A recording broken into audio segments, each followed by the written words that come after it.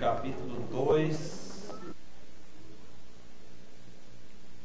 e nós vamos repetir o verso 8 e o verso 11.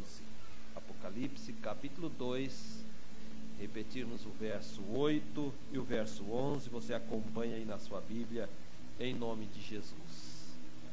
E nos diz assim: ao anjo da igreja em Esmirna escreve: estas coisas diz o primeiro e o último, que esteve morto e tornou a viver. Quem tem ouvidos, ouça o que o Espírito diz às igrejas.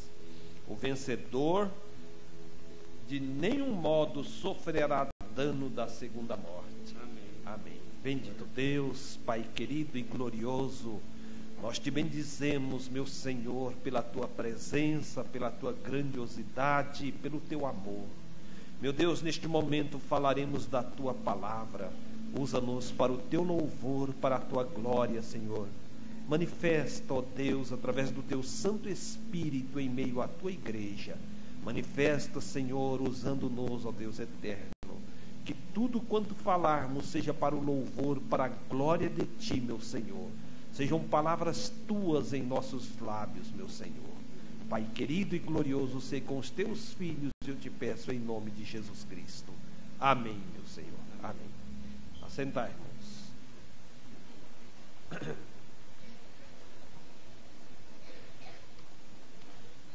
Com alegria, cumprimento aos irmãos com a paz de nosso Senhor e Salvador Jesus Cristo. Graças ao nosso Deus, hoje está um dia muito maravilhoso, muito lindo, né, Josué? Hoje está um dia belíssimo, um pouco frio, né? Mas um frio agradável e um sol extraordinário, né? E isto é obra das mãos de Deus.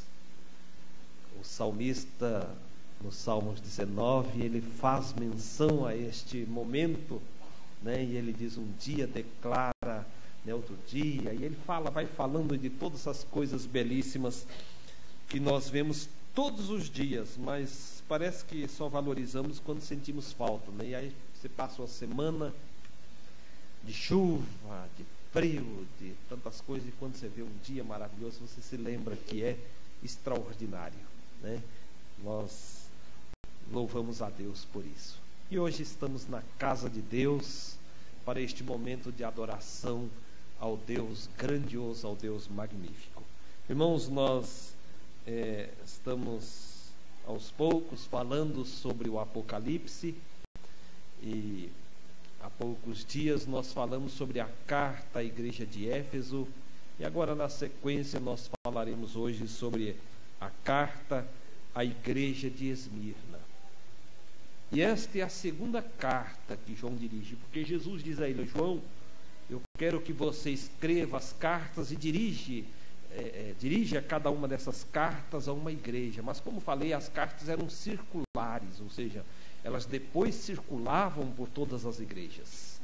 Mas Jesus vai dirigindo porque cada igreja tem uma particularidade, e também porque para cada igreja ele está dizendo profeticamente também de um período da história da igreja cristã, né? Coisas que ainda haveriam de acontecer. Por isso João vai descrevendo e dizendo de coisas que estavam acontecendo ou tinham acontecido e coisas que ainda haveriam de vir. E Esmirna, né,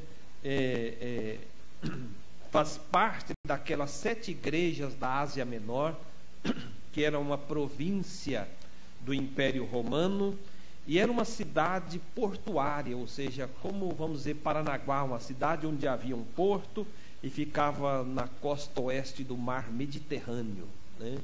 Não era do oceano, mas sim de um mar, né? E ali a gente vai encontrar, se você olhar o mapa, tem o mar Mediterrâneo de um lado, mais acima, né, o mar Mediterrâneo, e mais acima está o Mar Negro, e estas cidades ficam desse lado, né, o lado oeste, vamos dizer assim, do mar Mediterrâneo, e era uma cidade que ficava mais ou menos uns 65 quilômetros de Éfeso, né? A primeira carta que nós falamos, Éfeso, onde tinha ali um templo à deusa Diana, onde havia um teatro grandioso a céu aberto, E daí uns 65 quilômetros tinha outra cidade que também ficava à beira-mar e chamava-se Esmirna.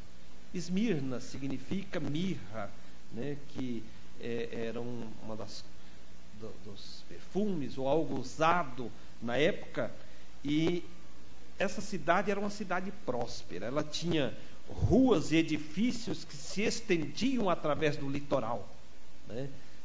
Quem conhece, por exemplo, Camboriú, né, nota ali que a beira do mar, né, se você olhar pela Avenida Atlântica ali, vai ter uma série de prédios, de edifícios, né, que vai se estendendo à beira-mar. Assim era Esmirna. Lógico que os prédios não eram como os de hoje, os grandes edifícios, mas havia ali os edifícios e as ruas que se estendiam e circundava também as montanhas, porque sendo uma cidade beira-mar, né, do outro lado havia montanha, né, como se ficasse espremida, de um lado as montanhas, do outro lado o mar, e a cidade se estendia ali naquela faixa entre a montanha e o mar.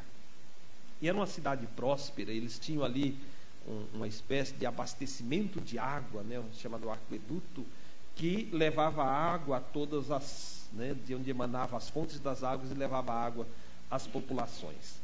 Lá também em Esmirna havia uma deusa, né? Aquelas cidades gregas, todos eles tinham uma deusa, um deus, né? Dentro da mitologia grega a gente vai ver isso. E tinha uma deusa chamada a Grande Mãe, que tinha um templo também grandioso localizado nesta cidade, e era considerada a divindade que era patrona de Esmirna.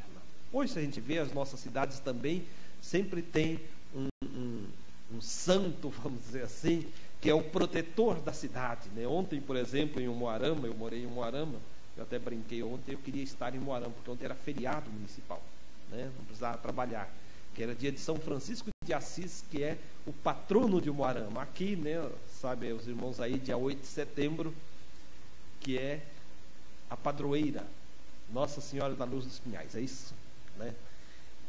Então Esmirna também tinha uma grande patrona, que era chamada Grande Mãe, e era considerada pelos gregos como uma deusa responsável pelo bem-estar da cidade.